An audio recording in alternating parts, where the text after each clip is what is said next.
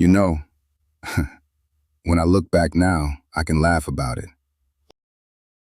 But back then, it wasn't funny at all.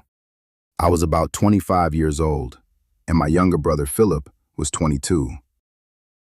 It's amazing how we honestly thought we had life all figured out. But we didn't.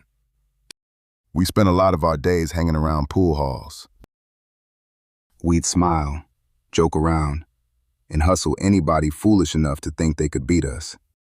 We'd let them win just enough to build their confidence. Then we'd quietly take their money. Most evenings we'd leave with heavier pockets than when we walked in. Until the day everything caught up with us. See, a few of those men finally realized what we were doing. And that's when the whole room changed. The laughter disappeared. The smiles vanished. Every eye in the room was staring at us. Philip looked at me. I looked back at him. Neither one of us had to say a word. We knew. So we ran. We flew out that front door and tore through the streets. I could hear grown men yelling behind us. And every time I looked over my shoulder, they looked closer. My heart was pounding so hard, I could barely hear my own footsteps. Then, I spotted a government building. Without thinking, we sprinted inside. Neither one of us knew where we were, until I looked up. It was an enlistment office. I remember seeing two doors.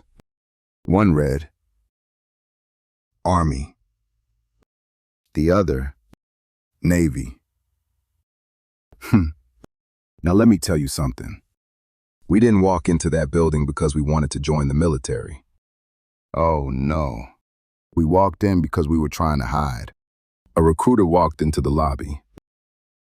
Good afternoon, gentlemen. I can speak with both of you, but only one at a time. Well, that created another problem. If one of us went into an office, the other one had to stay out in the lobby.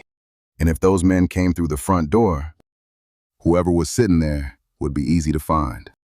Philip looked at me. I looked at him. I'll take Army.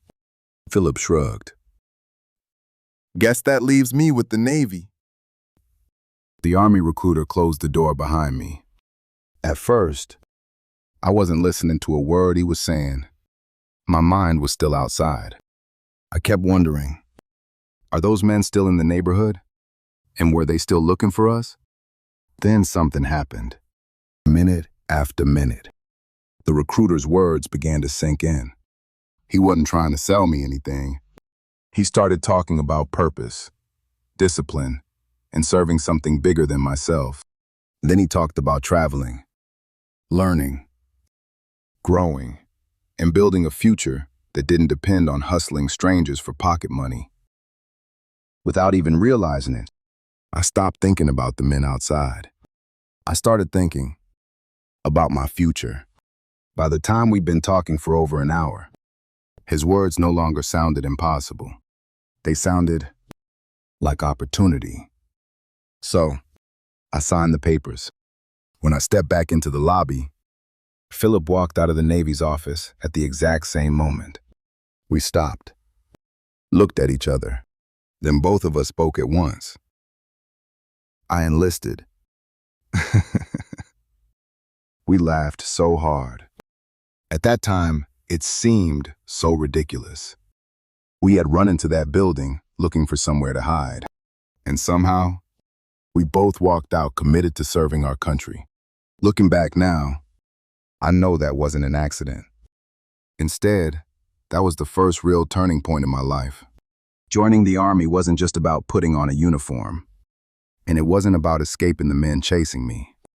It was about escaping the man I had become. For the very first time, I wasn't running away from something. I was finally running towards something. Enlisting became more than a career. It became my search for purpose, discipline, and a future I could be proud of. It was a chance to become the man I'd always hoped I could be. even though I hadn't grown up with the father I needed. So if any of you kids think that one bad decision has to define the rest of your life, don't believe it.